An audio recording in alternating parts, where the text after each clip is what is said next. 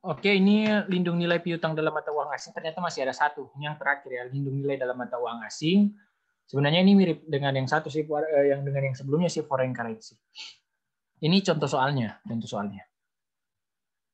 Jadi dia 15.000 kan, dia udah jual 15.000 1 Desember. Cuman pembayaran dilakukan, ini yang aku bilang tadi kasus khusus, dilakukan pada 30 Januari dengan mata uang fungsional X. Karena dia khawatir nilai rupiah akan menguat, maka dia mengikat forward contract. Ini aku bilang kasus khusus ya. Jadi kasus khusus itu dia nanti disesuaikannya itu bukan pada forward contract, tapi pada contract payable gitu disesuaikannya. Oke, kita lihat ya. Transaksi tidak akan diselesaikan secara efektif dengan metode gross ya. Jadi langsung aja. Jadi pada 1 Desember dia mencatat AR pada sel senilai 9.500 kali 15.000, ya kan? Ya kan? Jadi 15.000 kan nilai AR-nya dikali spot rate 9.500 1 Desember. Kemudian dia juga mencatat apa? Derivatifnya, yaitu kontrak receivable pada kontrak payable senilai berapa? 15.000. Nah, dikali dengan 9.100 dari ini kan dia kalau derivatif itu harga kontraknya itu dihitung pas berdasarkan nilai jatuh temponya kan. Berarti 1 Desember ke 30 Januari itu kan 90 hari. Itu jatuh temponya itu 9.100 nanti. Jadi 9.100 dari sini, maka kontrak receivable 15.000 kali 9.100. Jadi 136.500. Baru 31 Desember, nah ini penyesuaian dari kurs spot. Jadi kurs spotnya itu kan awalnya 9.500, dia turun 9.400 ya. Nah, berarti kan kita rugi kan? Rugi karena kita ini AR. Berarti exchange loss pada AR 100 kan selisihnya 100 dikali 15.000 US dollar. Baru kontrak yang kedua kita mencatatkan gain dari apa?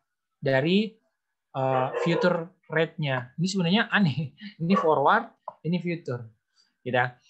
Jadi pas 31 Desember, nah ini teman-teman lihat ya. Nah, ini teman-teman lihat, dia kan sebelumnya 9.100. Pas 31 Desember berarti sisa 30 hari kan? 30 hari itu berarti 9.050. Nah, jadi dia dari 9.100 ke 9.050 turun kan? Nah, dia turun, tapi dia gain.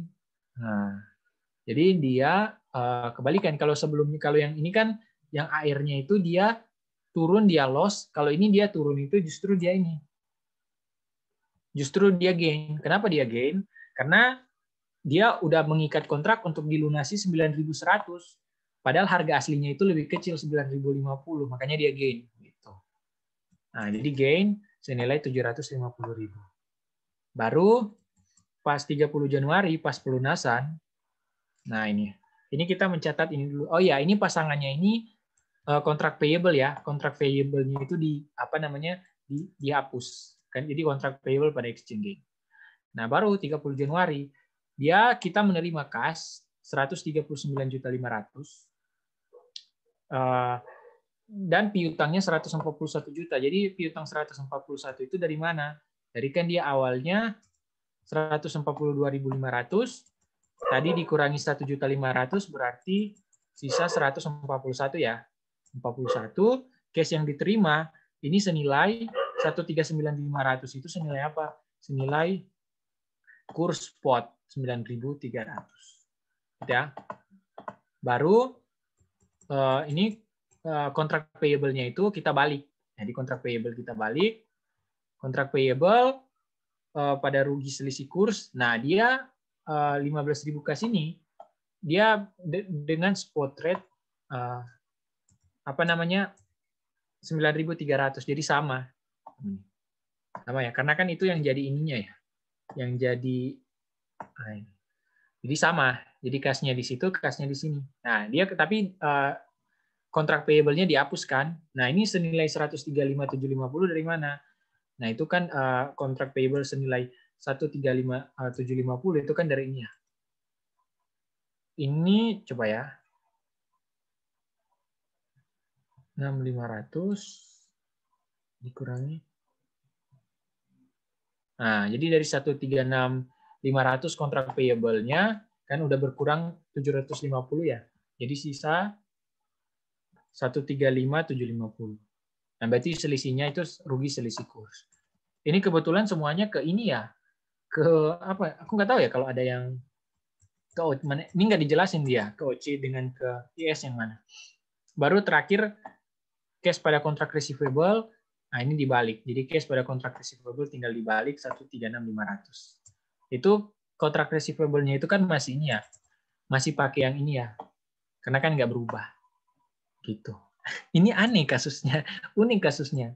Menurutku. Tapi begitulah. Gitu ya. Sekian dan terima kasih.